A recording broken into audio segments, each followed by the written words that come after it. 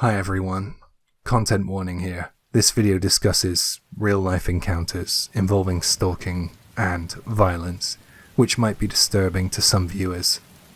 Therefore, viewer discretion is advised.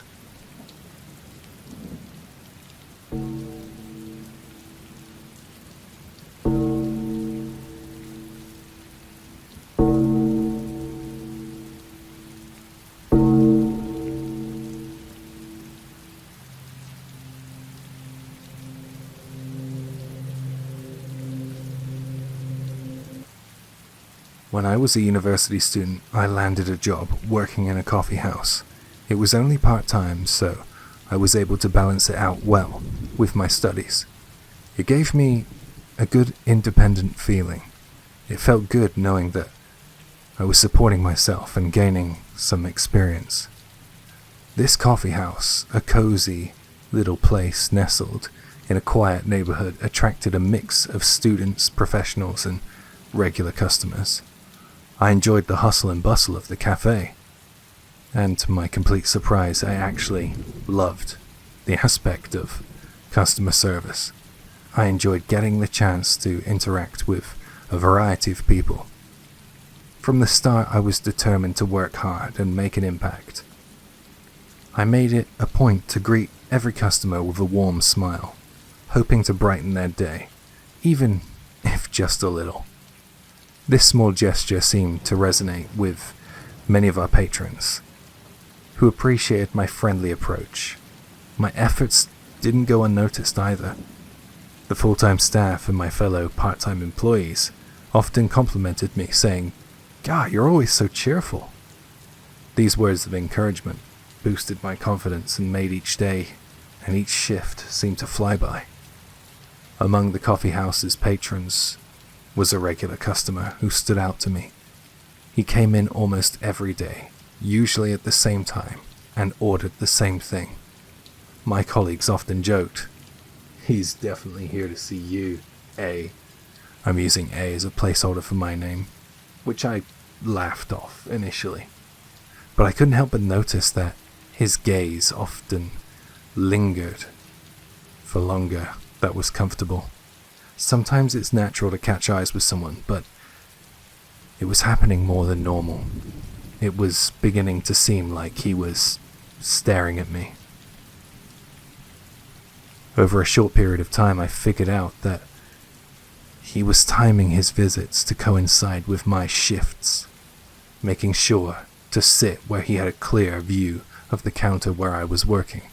Despite these observations, I chose to remain professional and continued to treat him like any other customer. I really didn't know what other options I had.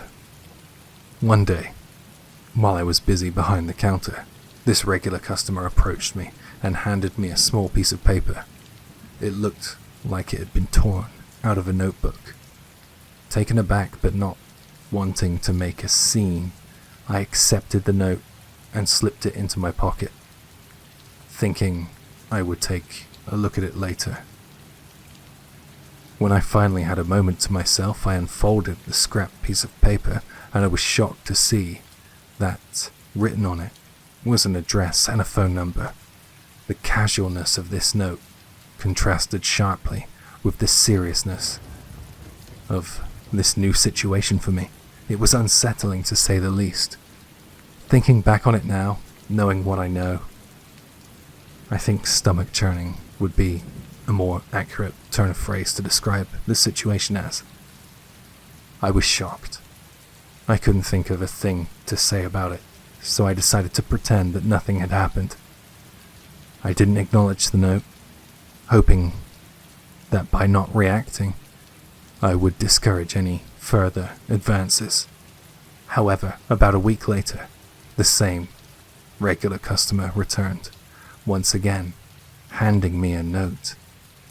As he was a customer, I kind of felt obliged to take it. Once again, I pocketed the note until I had a private moment to check it. By the way, I realize how naive I was being. This time my hands shook as I unfurled the note. I gasped when I found my own address and apartment number scrawled on it.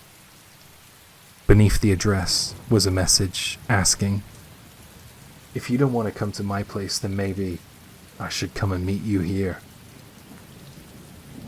I had never shared my address with anyone outside of my trusted friends and family, making this intrusion feel deeply personal and invasive. The realization that he had somehow obtained this information really frightened me. Nevertheless, I convinced myself that if I just ignored him, then he might just give up and leave me alone. I didn't want to escalate the situation by reacting overtly. I was 19 years old and this guy was 35? I wasn't interested at all, even if I looked at him objectively. I just thought that he would get it, get that I wasn't interested in him and move on. But just 2 days later, he returned, this time with an envelope. Inside there was a photograph of me, taken without my knowledge or consent outside my apartment building. On the back, a chilling message read, "I'll come to your house tomorrow, so please wait for me." The situation had escalated from unsettling to outright terrifying. The photograph indicated that he was watching me outside of work, violating my personal space and sense of safety. Feeling deeply disturbed and unsafe, I threw away the photo immediately. I realized that this was not something that I could handle alone, and decided to ask for help. I confided in a close friend, explaining everything in detail, and I ended up staying over at their place for a while, just to avoid being alone.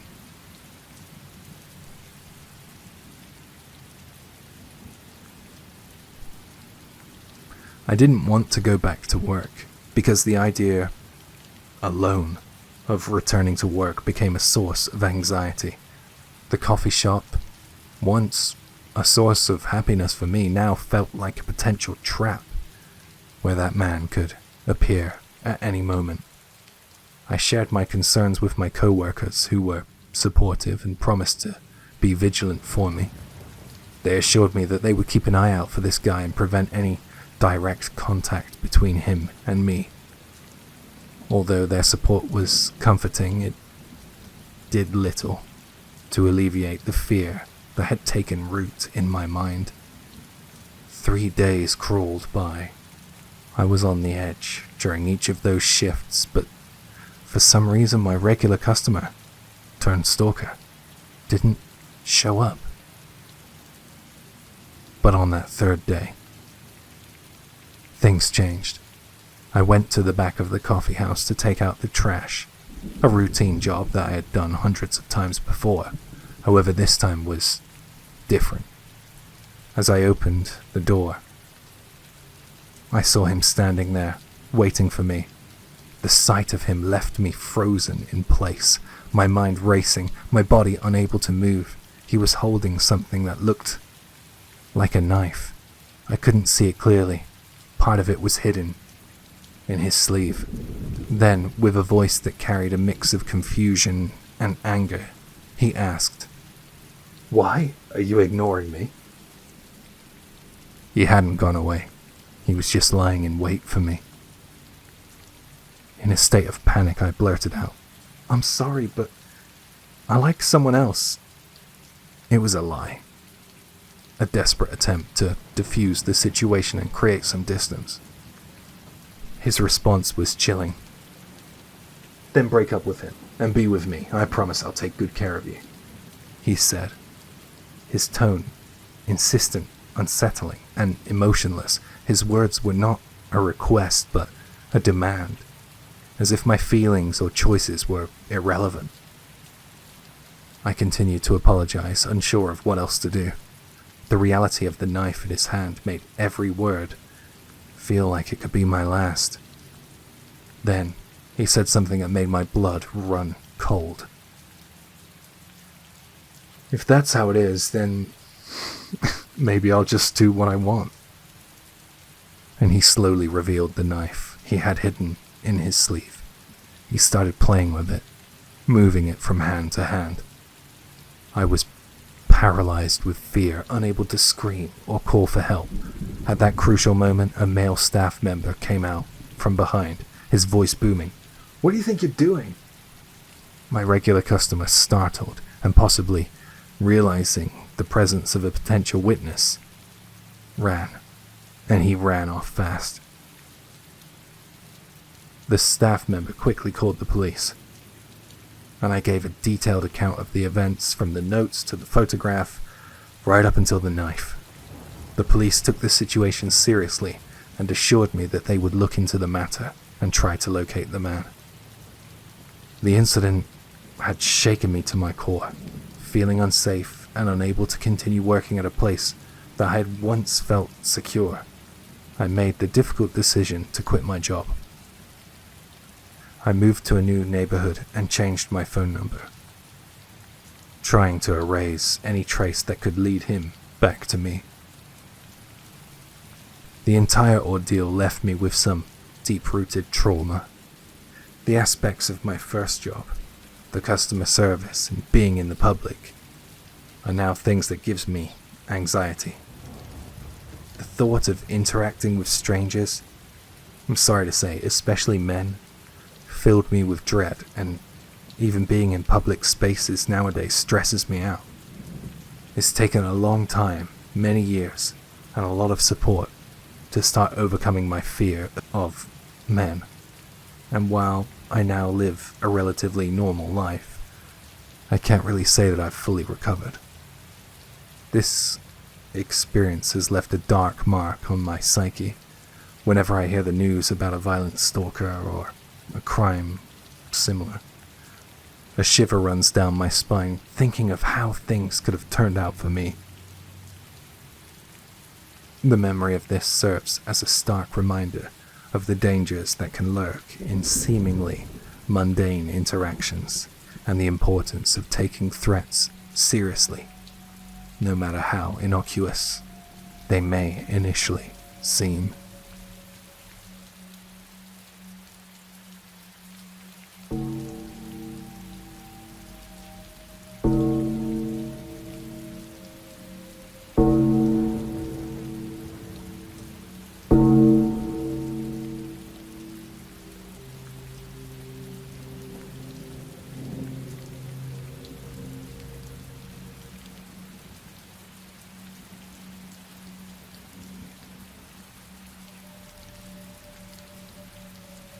This happened when I was in high school. At the time, I was working hard on my studies and was staying late after class, as I was part of a lot of different club activities. All these extracurricular activities meant that I would end up heading home later than most of the kids my age. On the day that this took place, my club activities had ended around 8 p.m. As soon as I was done, I hopped on my bike and rode for home. I was riding alone. Didn't have any friends who lived in the same direction that I was heading, unfortunately, that night. It was late, but it wasn't that dark out. But I have to say that I lived in this rural area, so cars on the roads and streetlights were very few and far between. Looking back on it now, I probably shouldn't have taken that route. It wasn't well lit, but back then it was familiar. I took it to school every morning, so I never really questioned how it could appear dangerous after dark. My normal route involved heading down some twisting and turning alleys, down by the canal. At some point, the width of the pathway would get so narrow you'd have to walk in a single file. Probably wasn't the best idea to be racing there on my bike. Not even once did any danger or trouble befall me down there. I didn't realize it's unsafe for a teenage girl to be there, at least until that night. I was rushing home and not thinking about much in particular. I think I was probably wondering what was for dinner. That's when I saw somebody up on the road ahead. He just stood there, directly in the middle of the pathway. He almost didn't seem to notice my bike approaching, made no effort to get out of the way. He stood with his back to me. Before I got close, I could tell that he was a really big dude. I rang that bell on my bike, but he didn't react. Just stood there, still as a statue. Instantly, I got the creeps. Who comes down by the canal to just stand in the dark? Didn't really know what to do, but I knew I needed to get past him. I decided the worst situation would be if I slowed down altogether, so I tried my best to maneuver around the guy. I feel as if he stood there on purpose just to block the way, and I was terrified to get off of my bike. Anything could happen. I rode as tight as I could to the edge of the pathway, scratching my arm and bag on branches in the brush just beside me. As soon as I was next to him, I started pedaling like crazy. The most frightening thing that's ever happened to me happened next. He lunged at me, and I swear he only just missed out by grabbing my school bag. If I hadn't sped up when I was alongside him, he definitely would have grabbed me and not my backpack. I was scared. I felt sweat pouring down my temples as I raced away from him. I looked back and he was running, but he obviously wasn't anywhere near as fast as me on a bike.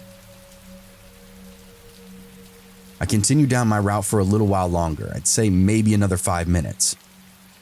As I continued to pedal, I was shocked to see a silhouette of another person in the middle of the pathway, just like before. I couldn't believe what I was seeing. It was the same guy. I remember his dirty-looking gray coat. My bike illuminated it the first time. I felt so much unease and fear as I drew closer and closer. How was he ahead of me again? It made no sense. I knew I didn't want to try and cycle past him again, so I slammed my brakes and did a 180. I knew there was another alleyway that led me to a busier-looking street back the other way. I managed to get there before the man started to follow me. I don't know for certain if he chased me that time or not, because I didn't have the courage to look behind me. Stopped my bike underneath a streetlight. Took out my old cell phone to call my parents. I tried to call my mom, but there was no service. I got back on my bike, headed towards the area with the most amount of light. Before long, I was able to find a convenience store. From there, I called my mom, asked her to come pick me up. The whole while, my hands were trembling. I couldn't help but think that that man might just turn up any second. I was browsing the magazines while waiting for my mom, still shaken up. Couldn't focus on reading anything. A guy outside looked at my bike and then decided not to come into the convenience store. I have no idea if that was related or not, but I just noticed it in the moment. So paranoid. I felt like I was literally being hunted. My mom arrived and she took me home. I told her everything and was banned from using that shortcut again. Also, if I didn't have a friend to head home with, I was to be picked up. That traumatic event has stayed with me, still to this day, and I don't like being out on the streets late at night, especially in the colder months when it's really dark out. One thing that didn't really make much sense at the time was how the man appeared ahead of me, but I think I can explain it now. Another night when I was on my way home, I waved goodbye to my friend, turned a corner, and then suddenly, a car sped up from behind me, overtook me while I was riding my bike on the road. It then slammed on its brakes, as if to stop me from going forward. Cycled around it the first time, thinking it's gotta be just some older kids trying to spook me or something. But then it happened again, so I knew it wasn't a mistake. I then tried to carry on cycling on the sidewalk, but the car rode up onto the sidewalk to stop me. I heard the driver's side door open, and I just froze. If it wasn't for another car turning down that street at the same moment, I'm not really sure what would have happened. As soon as I saw the other car approaching, I took that opportunity to pedal like crazy, make a few turns, and try to lose them. All that to say, if the same person who was driving that night was the same person who stood down by that canal in the middle of the pathway, then after pedaling away from him by the canal, he could have jumped in his car, drove ahead to a point he knew I would likely pass through, and just wait for me again. Nothing ever happened after the second experience. I hope that man got arrested, and I hope nobody else had to experience what I did. I shudder to think about what it could have been like in both occasions if I wouldn't have had my bike. I don't think I would have been able to outrun him. If that was the case, what could have happened to me?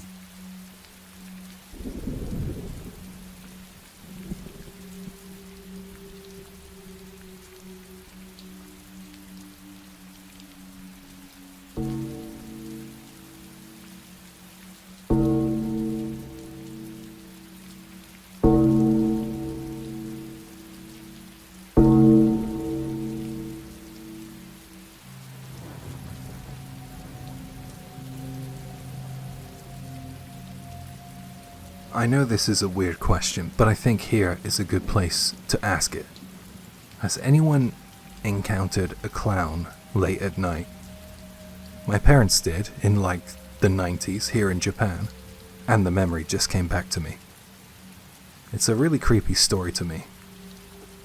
It all started on a night like any other, or so my parents thought. They often went out for karaoke on special occasions or simply just Fridays, enjoying the music and the escape from daily life.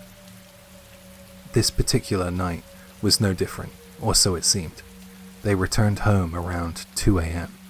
This was pretty standard for them. They were young when this happened. We used to live in a large apartment building on the 5th floor at the end of a long corridor. Our apartment is the last one, nestled away from the elevator and the stairs. They headed home like any other night, but was confronted by the sight of something that downright shocked them. Just one door before our apartment lives a family known for their love of a certain magical theme park. They were away on a holiday trip, leaving their apartment dark and silent. As my parents passed by their door, they were startled by the sight of a clown standing in front of it. A clown, in full costume, face painted in white with exaggerated features and dressed in a full, colourful clown suit. The clown being there, and how he looked, was so jarring, so out of place that my parents could only react instinctively. "Good evening," they managed to say, their voices shaky with nervousness. They said that the clown did not speak but responded with a silent nod, a gesture that seemed both polite and really unsettling. My mother later described the clown's appearance as being a bit like Pippi Longstocking from the old musical film. Innocent yet disturbing out of context for a quiet residential hallway in the middle of the night. My parents hurried past him and quickly entered their apartment, locking the door immediately, their minds racing. They wondered aloud, "What was that?" But neither had any answers. They were too frightened to check with the neighbors. They didn't know if he was like a friend or just a complete stranger. This encounter was bizarre enough, but as you might have guessed, this isn't my first time sharing this story. It's sort of one of those party stories, you know. I've shared it with a few people over the years, and I was shocked one night when someone said that they had experienced something similar. I shared this story during a discussion of scary experiences at an old workplace gathering. To my surprise, my manager revealed a similarly chilling encounter. A few years earlier, he had visited a friend's house and parked his car in a nearby lot. As he walked back along a deserted road to the parking lot, he noticed a figure in colourful clothing standing by the roadside. At first he thought it was a homeless person dressed in some kind of really vibey, bright clothes. But as he got closer, the figure revealed itself to be a clown. This clown too stood silently, doing nothing but staring.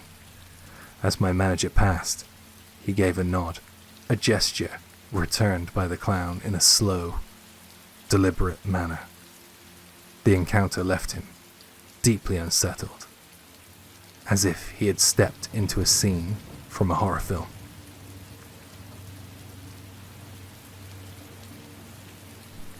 These eerie encounters reminded me of the wave of clown sightings in America a few years ago. In 2016, reports flooded in from various states about clowns appearing in strange places, woods, streets, and even near schools. These clowns were often described as behaving menacingly, sometimes silently watching passers-by, other times attempting to lure children into the woods.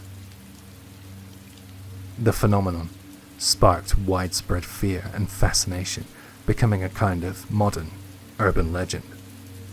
Both my parents' and my manager's experience happened in the Tohoku region of Japan in the 1990s, leading me to wonder if There are other reported sightings of what I like to call nighttime clowns. Is this a local phenomenon, or are there others out there who have encountered these silent, unsettling figures in the dead of night? The idea that this could be widespread freaks me out. In both of our stories, the clowns were greeted and they returned the gestures, they returned the greetings, but it leaves one chilling question. What might have happened if they hadn't acknowledged the clowns? In some urban legends, acknowledging or engaging with the supernatural is what invites trouble. What silent horrors lurk behind those painted smiles, waiting for the right moment to step out of the shadows. The thought enough is to keep anyone up at night, wondering if, somewhere out there, a clown is waiting for them in the darkness, ready to appear when least expected. These clowns, whether figment of a collective imagination or something more sinister, leave a mark on those who encounter them. They remind us that sometimes the most terrifying things are not creatures of folklore, but the unexplained occurrences that happen in our own seemingly safe, familiar world.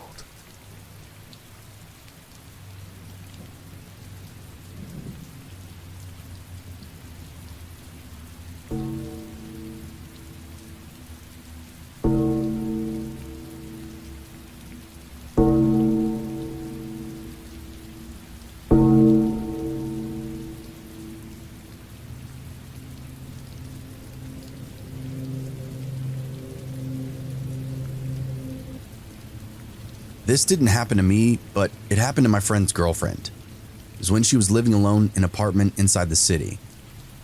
I found the story extremely chilling, so I asked for permission to share it here. One night, she comes home after being out late. She had some kind of work party. She was out drinking with her coworkers and just celebrating the end of the year. This all took place in December, so picture a dark, cold night. After enjoying a night out, she comes home, and when she walks in, she noticed something that was off. She lived on the 9th floor, so naturally she had to use the elevator. Usually the elevator would be just waiting at the first floor because that's where it goes when nobody's using it, right? But on that night, it had stopped on the 9th floor, and she had to call it down. Now, it's not uncommon for the elevator to be stopped at some floor, but considering how late it was, she didn't expect hardly anybody else to be awake. It was around 2 a.m. When she called the elevator, it arrived empty. She definitely thought it was odd, but didn't pay that much mind to it. But here's the weird part. Ever since that night, when she would come home late, the elevator would be stopped on the same floor, the 9th floor. One night she comes home as usual. She was about to take a shower, but something stopped her. And this was the first moment that she noticed something was really, really off. Something in the bathtub. Some type of clothing. She thought maybe she'd left her underwear in there and picked it up. But she was shocked and disgusted when she took a closer look because it wasn't her underwear that she was holding. It's a pair of men's boxers. They're dirty as well. She dropped them and immediately phoned the police. She paced around her apartment while waiting for them, thinking to herself, somebody has been in here. Somebody's been inside my apartment. Over and over. When the police finally arrived, she explained the situation to them. I'm shocked by their rudeness. They were asking questions like, "Are you sure you didn't give a spare key to a male acquaintance of some kind?" She told them that she never had, and the officers then asked, "Well, is anything missing?" She didn't think that there was anything missing, but she hadn't really checked everywhere yet. Before she could reply, the officers just started searching her room. They were rifling through her drawers. She was kind of shocked and appalled to see them touching her bra and underwear.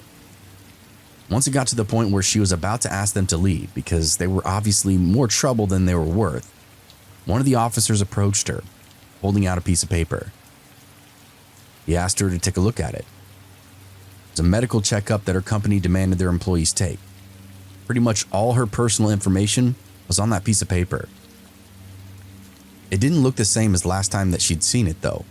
There were red circles around her office, her address, her weight, age, you name it, it had a circle around it. Someone had used this information to find her. A forensic investigator arrived shortly afterwards to look over the place as well. He said that he found evidence of breaking and entering through the balcony. There were thick scratches on the lock to the balcony door. Even though she lived on the 9th floor, she lived right next to the fire escape. So, with a little bit of climbing and some risk, it did seem possible that anybody in her apartment could have been somebody that made it to her balcony. Chillingly, the investigator then told her those scratches that were on the lock indicated to him that there had been multiple attempted break-ins. She was shocked, as anybody would be. She then pointed out to the police that she wasn't missing any of her valuables. Nothing had been stolen. Those balcony doors weren't something she checked regularly. She never thought that anybody beside her had been using them. I mean, she was on the 9th floor. She then thought about all those summer nights that she slept with the doors open and shuddered.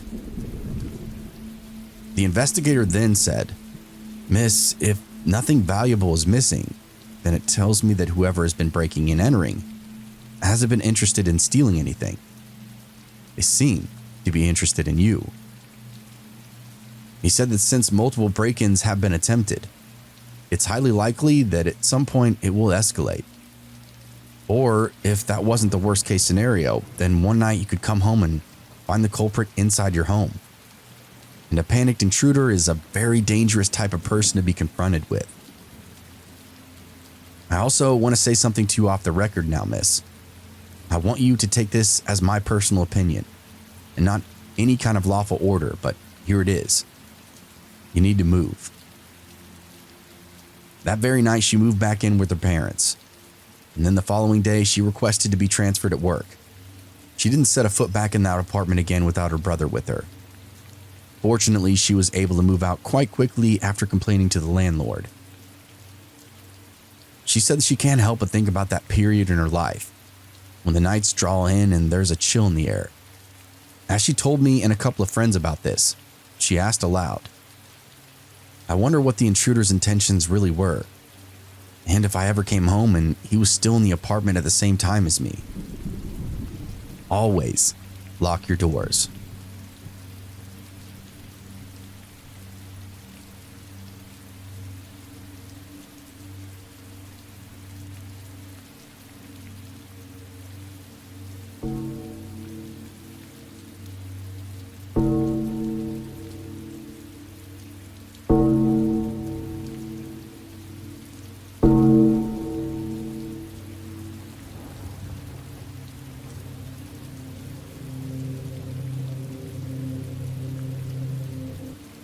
This is the experience of a woman named Saki Inoue, a pseudonym, who shared her harrowing ordeal that began on a seemingly ordinary night, transforming her life in unsettling ways.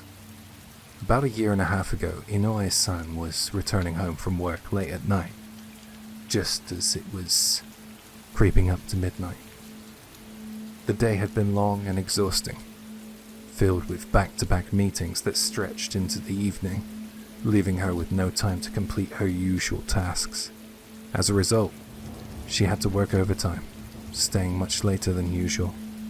Such late hours were not typical for her.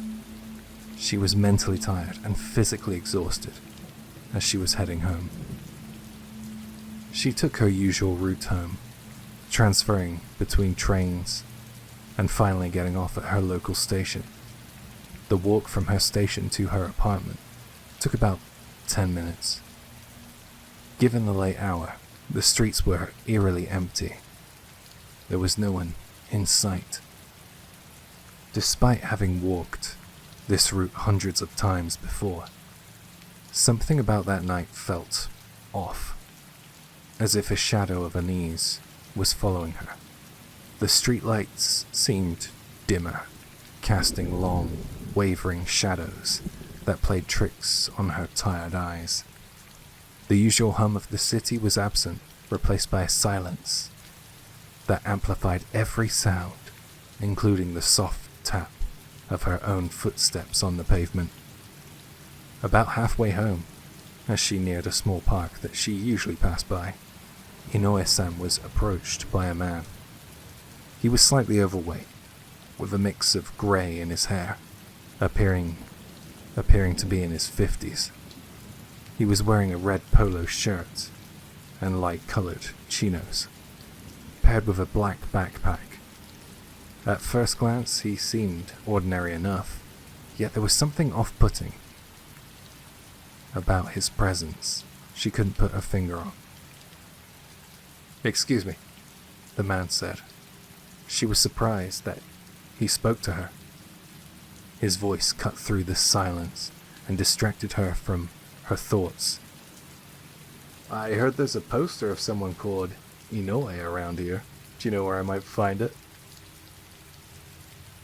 Inoue was startled, because Inoue was her name.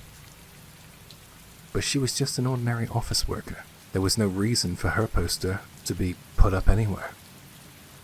The thought crossed her mind that he might be referring to someone famous, as the surname Inoue is quite common. Think of the boxer.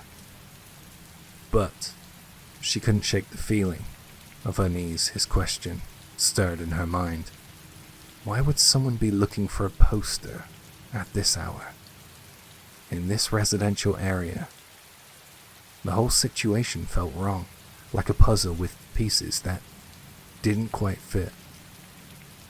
Feeling increasingly suspicious and uncomfortable, Inoue-san decided it would be best not to engage. She simply replied, "I don't know anything about that," quite abruptly, and began walking away, hoping to distance herself from the weird encounter. However, the man started walking alongside her, keeping her pace and continuing to talk as if oblivious to her clear discomfort. "You walk this way often, don't you?" he said casually. You're out later than you usually are. Is work keeping you busy? Are you planning on getting dinner at the convenience store down there?" He gestured with his head up ahead towards her local store. The more the man spoke, the more unsettling it became. Inoue-san had no recollection of meeting this man before, yet he seemed to know quite a lot about her daily routine. He knew too much, in fact. This kind of familiarity seemed completely one-sided. It was as if he had been watching her or something, knowing her habits, her schedule, details that only someone with a disturbing interest in her life would know. Trying to make sense of the situation, Inoue-san began to wonder if she might have met him before and simply forgotten. She wasn't great at remembering faces, after all. Perhaps he was a distant acquaintance or someone she had briefly said hello to in the neighborhood. But the more she thought about it, the more she realized that if they had met, she would at least remember something. Plus, the weird questions he was asking were too intimate, too invasive for someone she might have been friendly with. For whatever reason, perhaps not to seem rude, Inoue-san gave him the benefit of the doubt and replied, "Excuse me, but have we met somewhere before?" hoping to clarify the situation and jog her memory. The man stammered, "Well, yes, yeah, we have. We've met before." His hesitation and the evasiveness of his response only confirmed Inoue-san's growing suspicion that he wasn't exactly being truthful. There was a noticeable shift in his demeanor, a nervous energy that seemed off, like he was hiding something.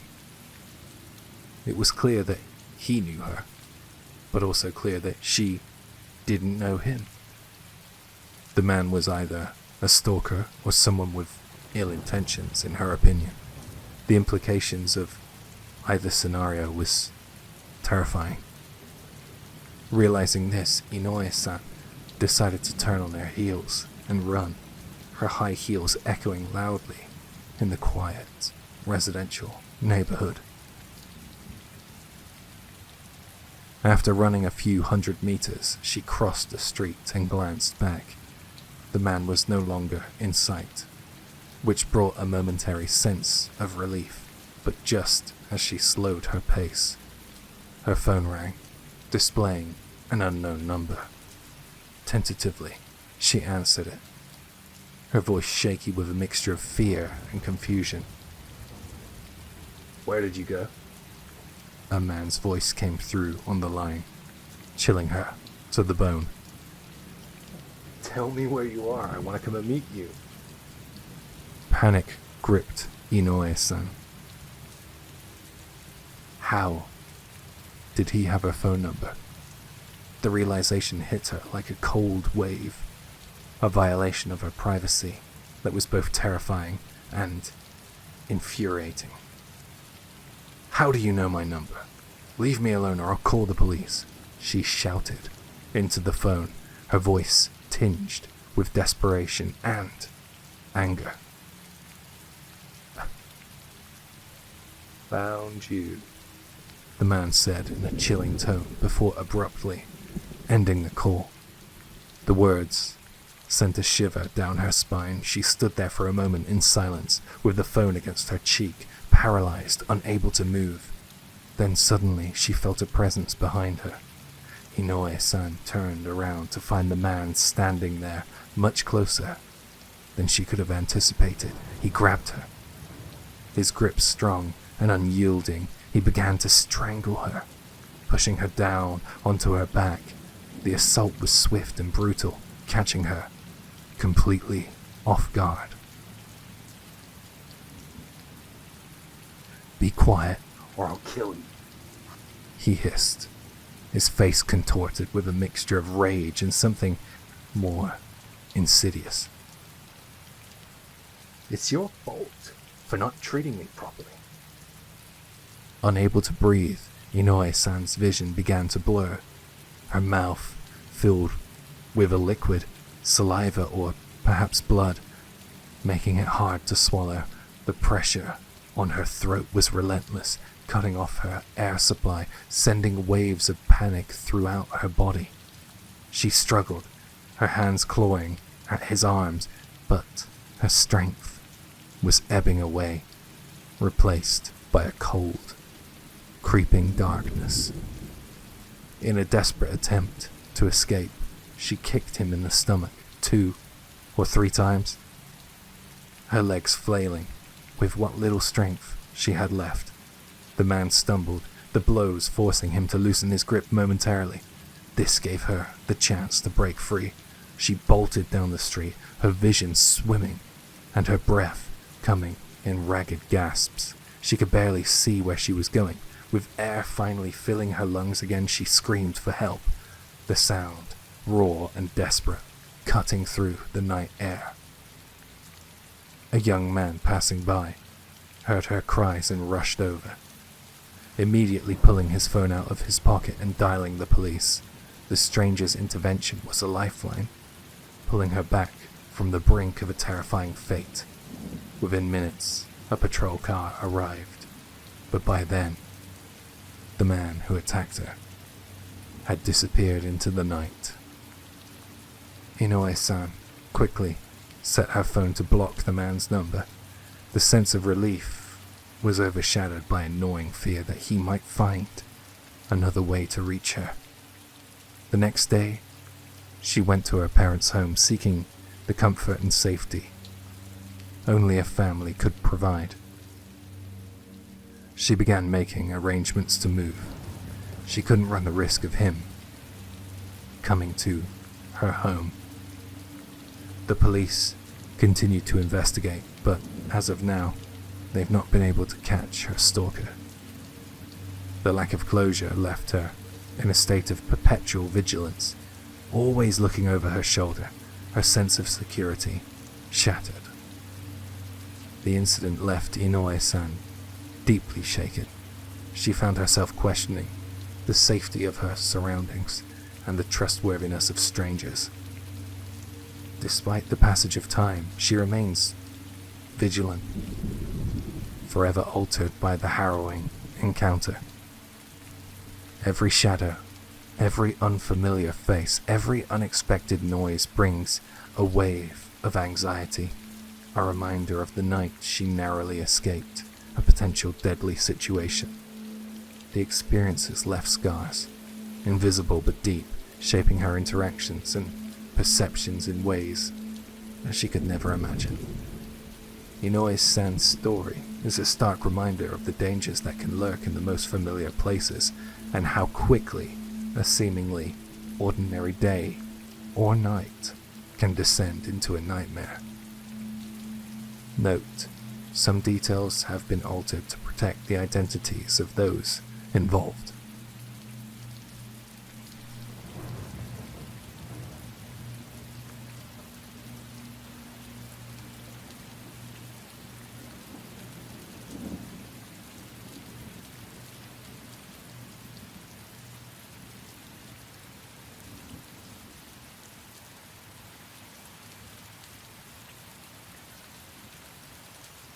Thank you for tuning in, and if you enjoyed these stories, please subscribe to my channel and hit that notification bell to stay updated on my latest content.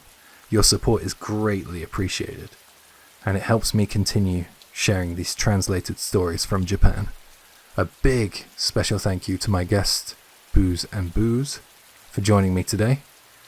Be sure to check out his channel for more creepy tales. Stay safe, stay aware, and I'll see you soon.